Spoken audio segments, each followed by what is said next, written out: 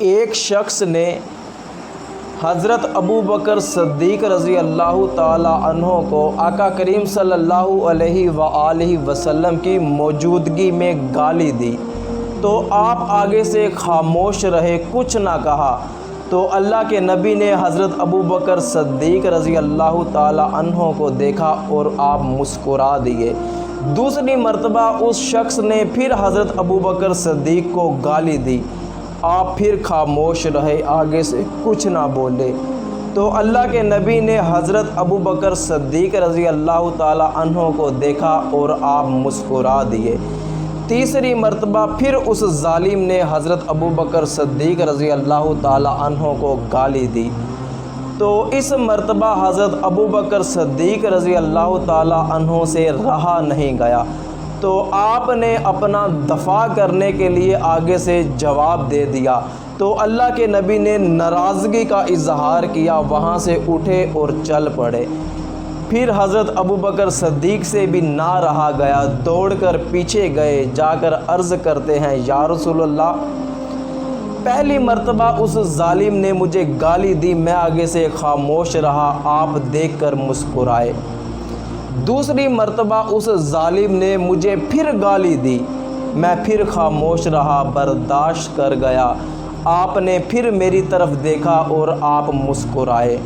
تیسری مرتبہ جب اس ظالم نے مجھے گالی دی تو مجھ سے رہا نہیں گیا، میں نے اپنا دفاع کرنے کے لیے آگے سے جواب دیا تو آپ ناراض ہو کر وہاں سے اٹھ کر چلے آئے ہیں۔ مجھے ماجرا سمجھ میں نہیں آیا، وجہ ارشاد فرما دیجیے۔ تو آقا کریم صلی اللہ علیہ وآلہ وسلم نے ارشاد فرمایا، اے ابو بکر سن، جب اس ظالم نے تجھے پہلی مرتبہ گالی دی تھی تو تو نے آگے سے جواب نہ دیا، تو میں نے دیکھا کہ ایک اللہ تعالیٰ کا نورانی فرشتہ تیرے ساتھ ہے اور تیری طرف سے اس کو گالی کا جواب دیتا ہے، اور دوسری مرتبہ پھر اس ظالم نے تجھے گالی نکالی، تو پھر آگے سے خاموش رہا، برداشت کر لیا، تو اس نورانی فرشتے نے تیری طرف سے اسے گالی کا جواب دیا۔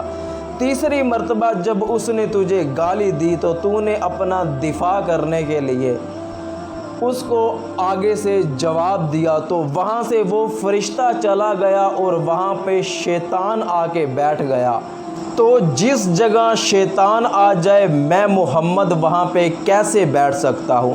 اور فرمایا کہ اے ابو بکر سن، اگر کسی شخص پر ظلم کیا جائے، کوئی اسے گالی نکالے، اس سے زیادتی کرے اور وہ اللہ کی رضا کے لیے چشم پوشی اختیار کر لے، تو اللہ تعالیٰ اس کی عزت میں بھی اضافہ کرے گا، اس کی مدد بھی فرمائے گا۔ لیکن ہمارا حال یہ ہے کہ کوئی ہمیں ایک گالی نکالے تو ہماری کوشش ہوتی ہے کہ ہم اسے 2 گالیاں نکالیں، کوئی ہمیں 2 گالیاں نکالے تو ہماری کوشش ہوتی ہے کہ ہم اسے 4 گالیاں نکالیں، کوئی ہمیں 4 گالیاں نکالے تو ہماری کوشش ہوتی ہے کہ ہم اس کا سر پھاڑ دیں۔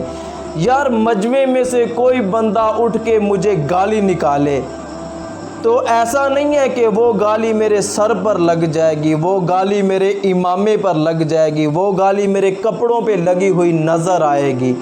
جب میں یہاں سے اٹھ کے باہر جاؤں گا تو لوگ مجھے دیکھ کر کہیں گے کہ یار تجھے لگتا ہے کسی نے گالی نکالی ہے، دیکھ تیرے کپڑوں پہ گالی لگی ہوئی ہے، دیکھ تیرے منہ پر گالی لگی ہوئی ہے، دیکھ تیرے امامے پر گالی لگی ہوئی ہے۔ ایسا نہیں ہے، اور اگر کسی کے سامنے مجھے کوئی گالی نکال دے تو دیکھنے والے مجھے کہیں گے یار فلاں بندے نے تجھے گالی نکالی ہے، تجھ میں غیرت اتنی ہے، تو نے آگے سے جواب ہی نہیں دیا، اوے تو نے ڈر کے مارے معاف کر دیا ہے۔